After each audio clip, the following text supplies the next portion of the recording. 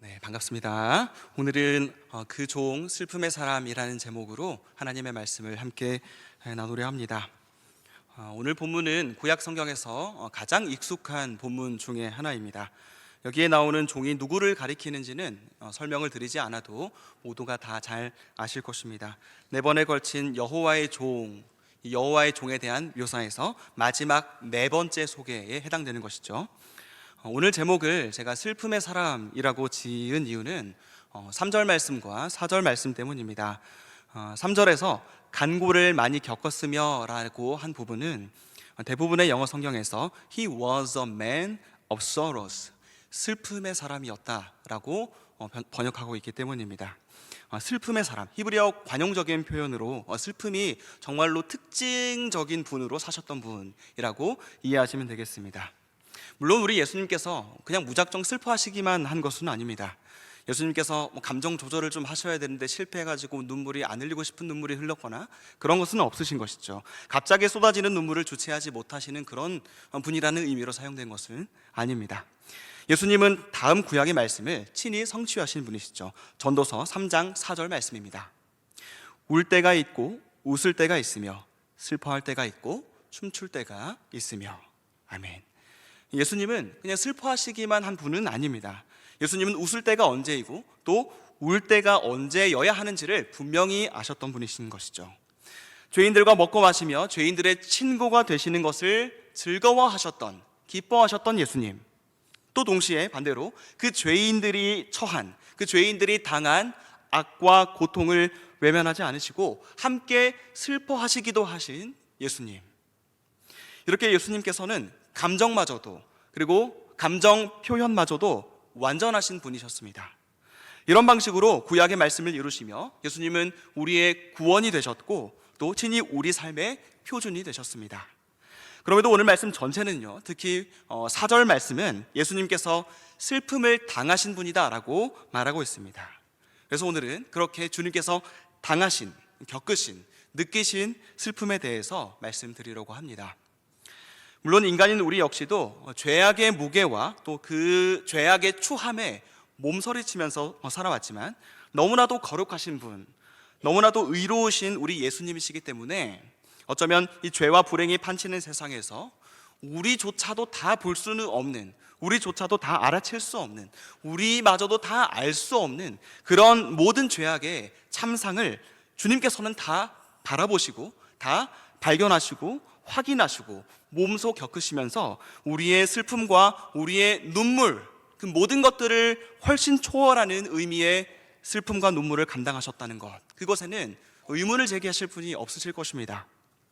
그럼에도 그분의 눈물이 진정 어떤 눈물인가, 그분이 왜 슬퍼하셨는가에 대해서 조금 더 나아가 보기를 원합니다.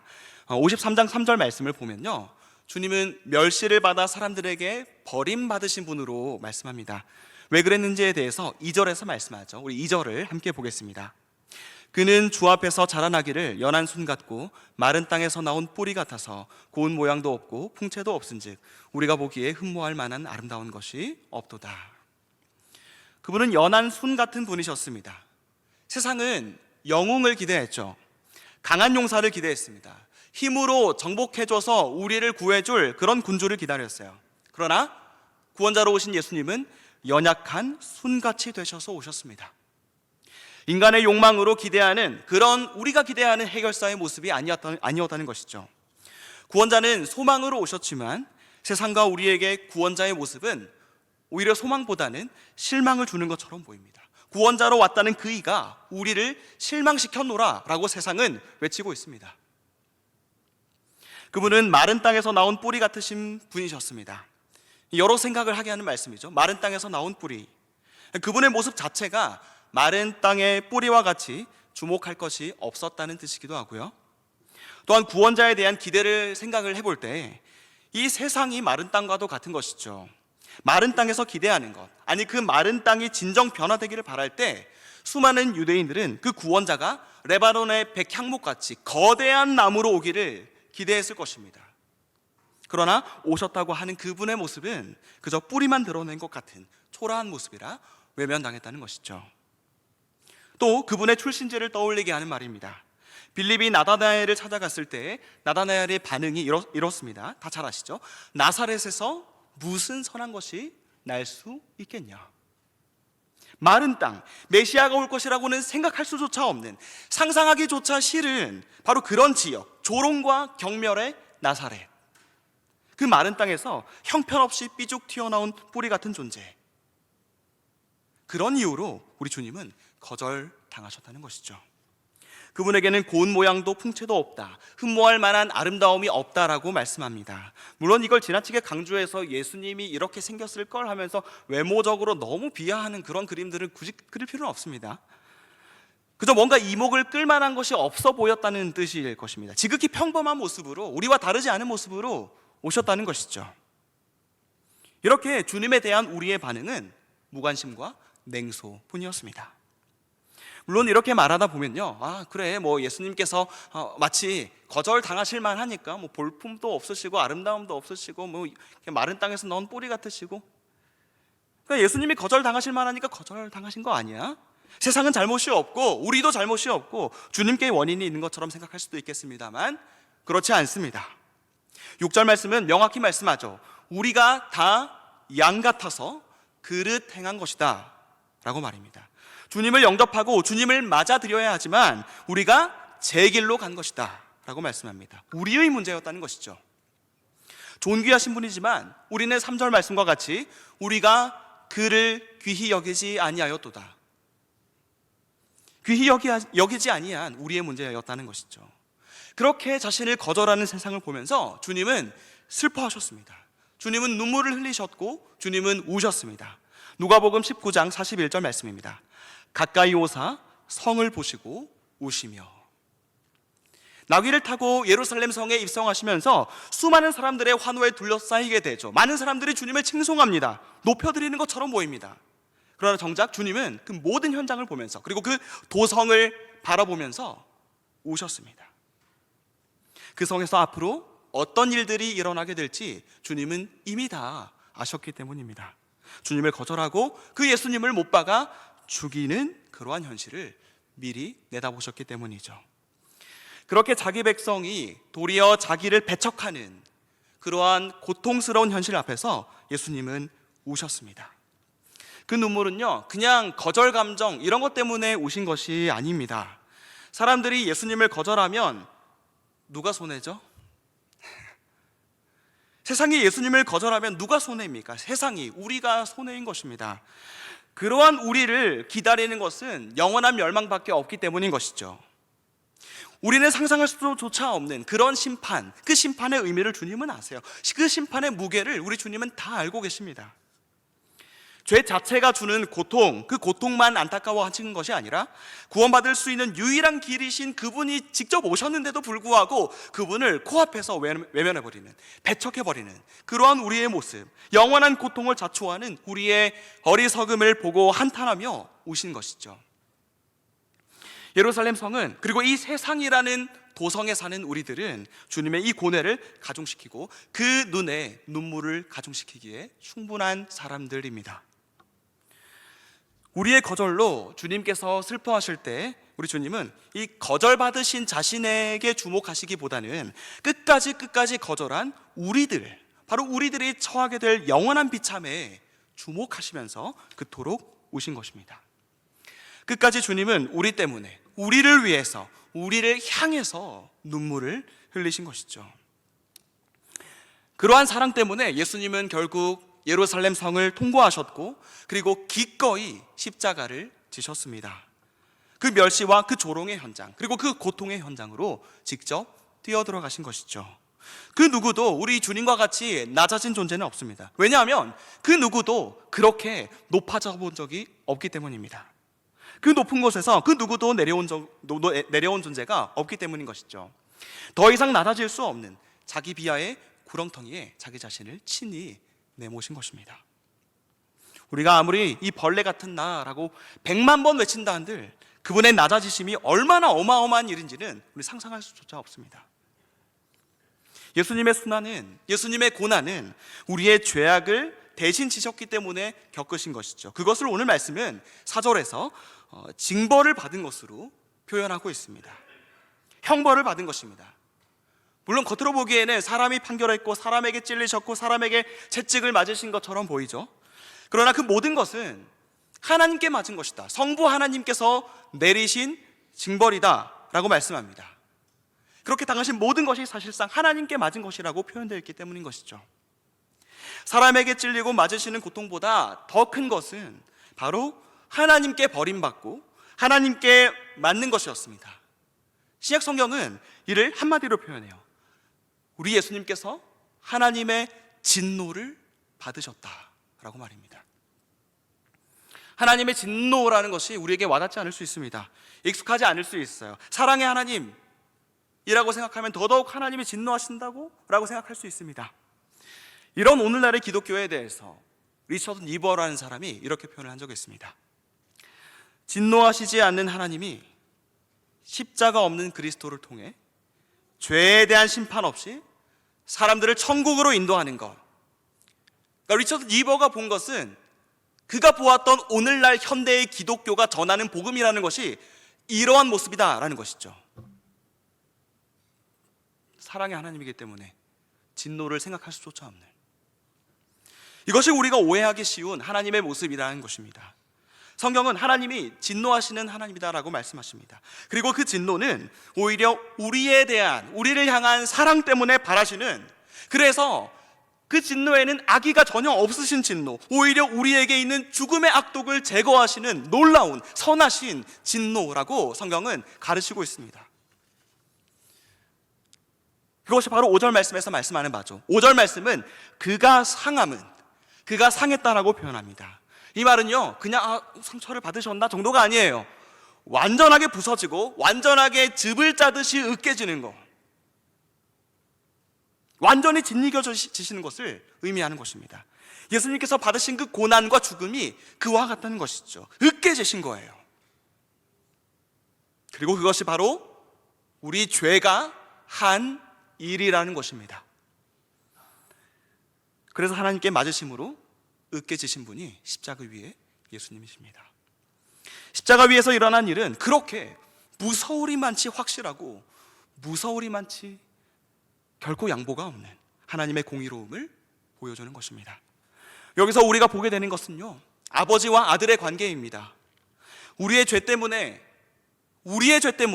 저의 죄 때문에, 바로 여러분의 죄 때문에 아들을 상하게 하셔야 했던, 아들을 으깨버리셔야 했던, 아들을 짓이기셔야 했던 아버지의 고통 말입니다. 세상의 모든 아버지들은 모든 것을 다 잃는다 하더라도 아들을 잃을 수 없다고 말할 것입니다.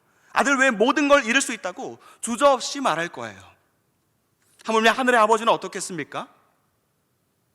예수님이 이 땅에서 세례를 받으실 때 아버지께서 이렇게 아들을 향하여 사랑을 표현하셨죠. 이는 내 사랑하는 아들이요 내 기뻐하는 자라. 아버지 하나님께는 아들로 충분했어요. 아들로 족하신 분이에요. 영원전부터 최고의 열정, 아니 무한한 열정으로 사랑한 아들. 세상 없어도 돼요. 온 우주 없어도 됩니다. 그래도 아들만 있으면 되시는 바로 그런 분, 그래서 본디 저 같은 사람을 구원하실 이유가 없고 필요가 없으신 바로 그분께서 저에게 내려질 진노를 바로 그 사랑하는 아들에게 퍼부으신 것입니다. 그리고 그 진노는 아들을 향한 사랑을, 아들을 사랑하는 그 사랑을 결코 취소하신 적이 없이, 취소하시지 않은 채 내려치신 진노이십니다. 우리는 십자가에 달리신 예수님을 향해서 무서운 진노를 내리신 아버지가 그 순간에는 그 순간만큼은 아들을 향한 사랑을 취소하셨을 수도 있겠다, 아니면 사랑하지 않기로 그 순간만큼은 작정하셨을 수도 있겠다라고 생각할 수 있습니다. 그렇지 않아요. 아버지께서 아들에게 진노를 내리시는 바로 그 순간에도, 아들을 으깨시는 바로 그 순간에도 단 한 번도 아들을 향한 사랑을 멈추신 적이 없으신 것입니다.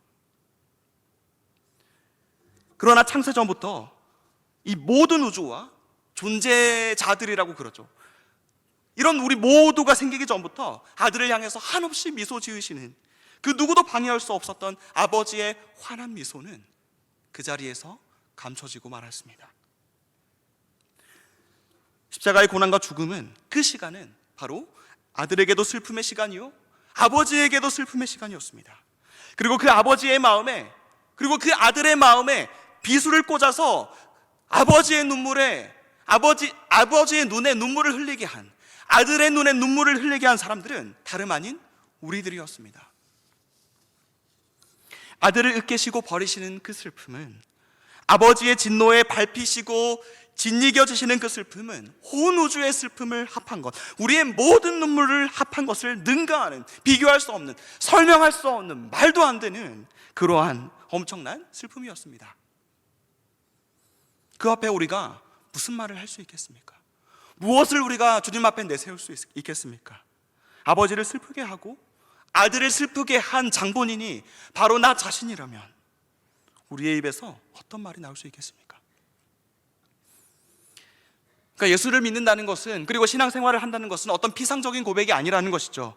예수 믿는다는 건 예수님께서 내 죄를 해결하셨다는 것을 믿는 것이고요, 또 나의 죄를 없애기 위해서 내 죄를 짊어지셨다는 것을 믿는 것이고요, 그리고 그 죄를 짊어지심으로 말미암아 아버지의 진노를 다 남김없이, 하나도 빠짐없이 다 온전히 받으셔서 눈물 지으시고 그 아들을 바라보는 아버지의 가슴이 찢기게 만든 것이 바로 나 자신이라는 사실을 인정하는 것이 기독교 신앙이고 우리가 믿는 믿음이라는 것입니다. 아버지가 그렇게 진노를 내리시고 아들이 기꺼이 그것을 받아내심은 아버지와 아들에게 한 목표가 있으셨다는 것이고, 그 목표란 바로 저와 여러분의 허물 가운데, 죄악 가운데, 질고 가운데, 슬픔 가운데서 우리를 건지시기 위함이었습니다.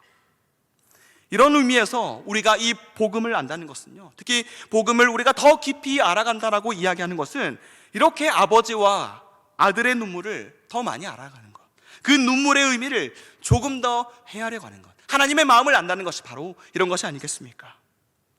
예수님이 그렇게 우리의 모든 죄와 악과 고통을 짊어지셨기에, 그렇기 때문에 우리 예수님은 우리에게 참 위로가 되실 수 있는 것입니다. 여러분 중에 수치와 모욕 가운데 계신 분 계십니까? 예수님은 그런 여러분들을 위해서 벌거벗은 채 저주의 나무에 달려서 온 세상에 구경거리가 되셨습니다. 슬픔과 눈물 가운데 계십니까?